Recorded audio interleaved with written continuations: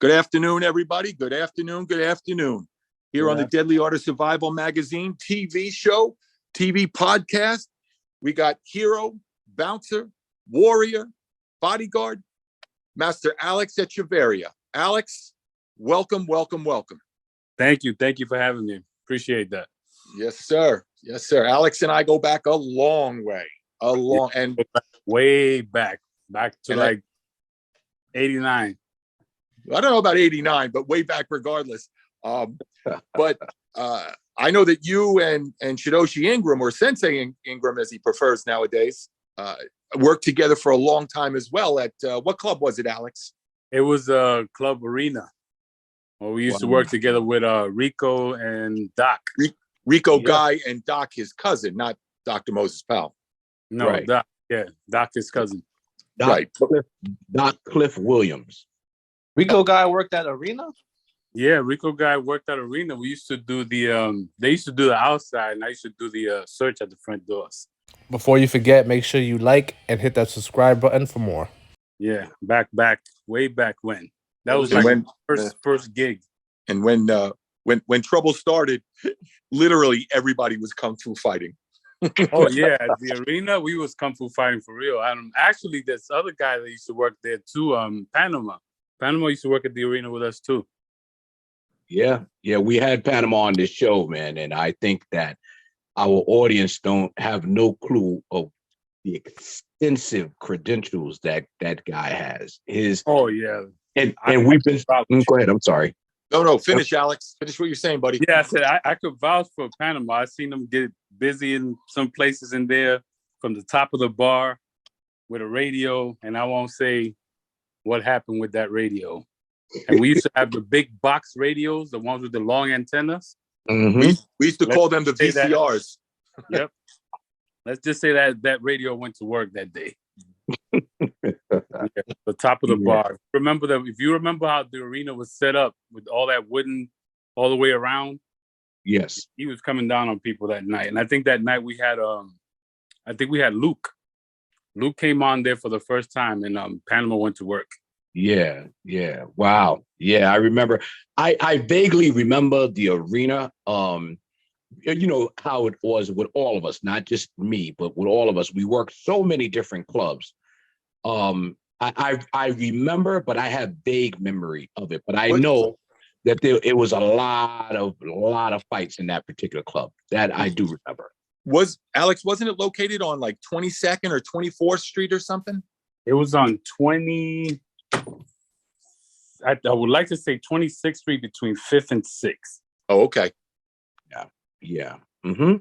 Yeah, it was not far. It was not too far from Limelight. It was literally right on the corner, like around 20 West was around there. Right. And so was Limelight. They were not far from there. Right. Just a couple blocks away. I thought it was 24th, but who remembers exactly? It could be 24th. It could do. I know it was between 5th and 6th. Right. How was it working with Rico Guy? It was just his birthday not too long ago.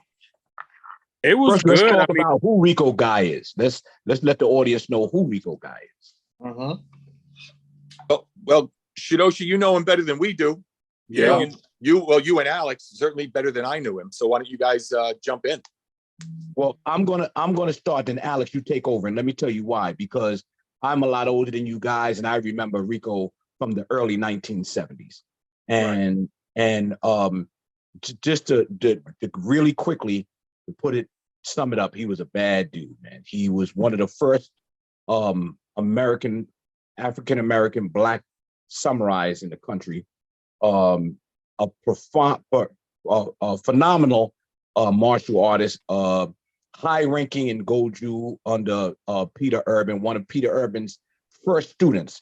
He trained with Ron Van Cleef. He trained with Obasan Watson, Malachi Lee, Ron Takanashi. All these guys are dead. Wilfredo Rodan, credentials through the roof. Has one of the oldest schools in New York. I think his school is like 45 years old, over on 14th Street, Budokai Kan. Actually, I have rank under Rico Guy from the Budokai Kan Karate Federation. So, Alex, I'm gonna let you take over from there. I just want to give the basics of who Rico Guy is, and that's only some of it. Go ahead. Well, most of my interactions were with him at the arena. Like I said, I seen him. He wasn't the biggest talker in the world, but I seen him take some people apart. And when he did it quietly. It wasn't a loud talk. It wasn't like, I'm gonna go back and forth with you and all these things. It was just small talk. You don't know what you're talking about. And the next thing you know, they're being put in some kind of a wrist lock or something, and it was going down. So those are more the interactions that I had with him, and more of the things that I used to see, along with, and he always side by side with Doc. Those two work together. So when he didn't feel like handling something, then Doc, go ahead and handle this stuff right here. Wow. A lot of people don't know about Doc Cliff Williams, who happens to be a cousin of mine through marriage. A lot of people don't remember him because he started so long ago in doing security. But Doc had to be hands down, the most dangerous martial artist I ever had the pleasure and the honor of being around. This guy was 6'5", 280 pounds of muscle, and can split like a ballerina. Yep. And can kick like you've never seen. He was only one I've seen that can probably kick comparable to him was William Oliver. But and he was small comparatively, massively, yes. A massive difference. Yes, right. Yeah. William Oliver might have been 5'5", 5'6". Doc 6'5", one of the most. I've never met a man physically, literally as strong as this guy, my cousin Doc. When we sparred, it was like sparring with a person that was throwing 4 baseball bats at you. It was incredible to spar with him. And I've seen him do stuff to people that we can't even talk about on this show. we can't even talk about. And am I right? Well, somebody talk about the memories they have of him. I mean, I've seen them. You know how basically you'd kick somebody down the stairs? Mm-hmm. I've seen Doc kick somebody up the stairs. Yep. Crazy. If you remember the arena, it was a long hallway. For them, some of us who remember, it was a long hallway. And you would go down these steps and you end up downstairs before you could come back up. Yeah. So the fight started down that hallway. And the guy was talking something to him while he had already gotten searched by me and this other guy named Pierre. So we're going, Doc didn't want him to go in anymore. So he said, listen, I'm going to tell you one last time, you're not going in there. And the guy said he was going to go in anyway. So Doc went down the steps and said, I'm not going to speak to you no more. And he chambered a sidekick. This guy up the stairs. And I've never seen that before. And I guess that was our interaction. So that's how, because I'm a kicker as well. So right. And that's how we met. I seen this guy kick this guy up the stairs, and time to time we talked about stuff like that. And then every now and then we'll fool around with it right before the place opened, and we start kicking each other. And he says, "Oh, so you're a kicker too?" And then through certain situations that we had out front, every now and then, I don't know, for some reason, the searchers, they always get into it with somebody. Right. And, he didn't know that I was Taekwondo stylist from way back when. And I had axe kicked somebody up in the front of the club.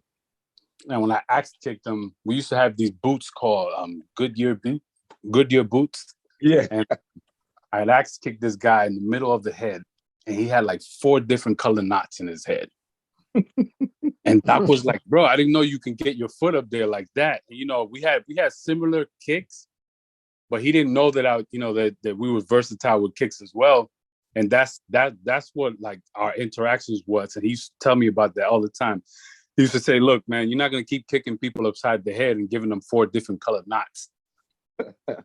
Well, I'm sorry. Go ahead. Finish up, Alex. Yeah, which was crazy because, I said, well, I'm not going to kick nobody up the stairs, and you're not going to give nobody else 4 different color knots in the head.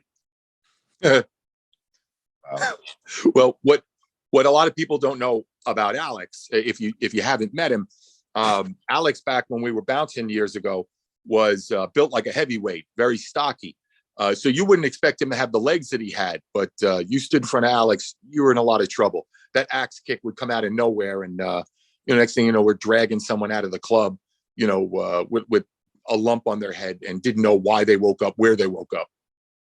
Yeah, and that was mainly like I said, it was mainly kicks and stuff like that. I mean, the holds and everything else came later on through like Bahi and stuff like that, like chokes and stuff that we learned after. And then, the mixture of these different styles to stuff I've learned through Glen. I've learned from Julio, which is another martial artist that I think he was just recently in the last edition. He was just put in. I've learned these different things and mixed them all up, and you start mixing these things together, and it becomes second nature to you. So, yeah. Now, Alex, who did you train with? I trained with Master Jeffrey Canada. That's my main instructor. I also trained with Bahi Muhammad. And, like I said, after the clubs, we've always trained with this other guy named Cesar Cesario. He's a Shotokan stylist. It's like an interchange of multiple instructors that I've had. But my main instructor is Jeffrey Canada, and the master of my system is Master Ozzy Wright, Grandmaster Ozzy Wright Jr. For those of you who don't know who Jeffrey Canada is, he's a very powerful community leader in Harlem, called Harlem Children's Zone. Correct. And when I tell you, I had the honor of doing shows for him. I don't know if he was there when I did the show for him. This might have been about 20 years ago. He invited me as a guest, and I, a lot of people like to see my breaking technique. So I did some breaking for him at his show, and I did some self-defense.